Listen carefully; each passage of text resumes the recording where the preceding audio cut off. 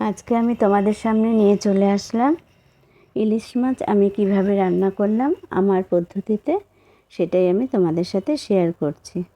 তো অনেকে তো অনেক রকমভাবেই রান্না করে, আমি ভিডিওতে দেখি, কিন্তু আমি কিভাবে রান্না করি সেটাই তোমাদের সাথে শেয়ার করব।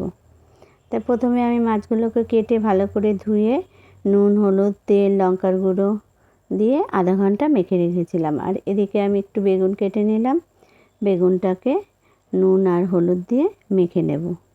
যেমন আমরা বেগুন ভাজি সেইভাবে মেখে নেব, শুধু মিষ্টিটা দেব না, চিনিটা দেব না। তারপরে এই বেগুনগুলোকে কিন্তু আমি একদম লাল করে ভেজে নেব। আর আগে থাকতেই দেখো মাছটা আমি ঢেকে রেখেছি মশলা মাখিয়ে। তা এবার বসিয়ে দেব, কড়াই গরম করে নিয়েছি, তেল দিয়ে দিলাম। আর এটাতে কিন্তু আমি সর্ষের তেলই ব্যবহার করব। কালো জিরা একটু ফোড়নে দিয়ে দেব। তারপরে জিরেটা ভাজা হয়ে গেলে আমি মাছটাকে ঢেলে দেব, দিয়ে অল্প একটু সাঁতলে নেব। এদিকে আমি অন্য কড়াইতে বেগুনটাকেও ভাজা বসিয়ে দেব।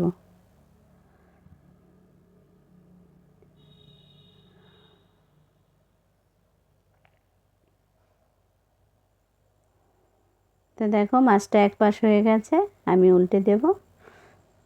অপর পাশটা হওয়ার জন্য রেখে দিয়ে আমি ওদিকে আবার বেগুনগুলো ওই কড়াইতে দিয়ে দেব।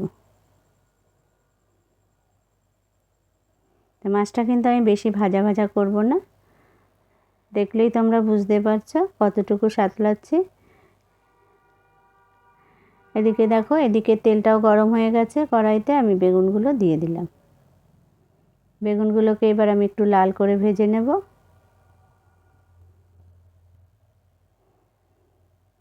এদিকে দেখো মাছটা সাঁতলানো আমার হয়ে গেছে, এবার জল দিয়ে দেব।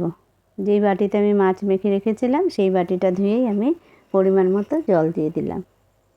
এদিকে বেগুনগুলো আমার ভাজা হয়ে যাবে, বেগুনটা তো আমি সাথে সাথে দেব না, ঝোলটা যখন ফুটে উঠেছে তারপরে আমি বেগুনটা দিয়ে দেব।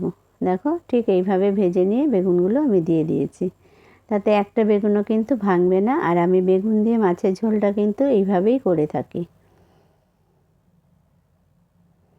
দেখো কতটা সুন্দর লাগছে।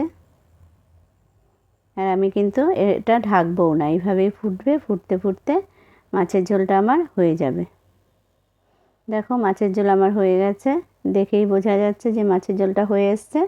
এবার আমি নামিয়ে ফেলবো। তাই সবাই ভালো থেকো, সুস্থ থেকো, দেখা হবে অন্য কোনো রেসিপিতে।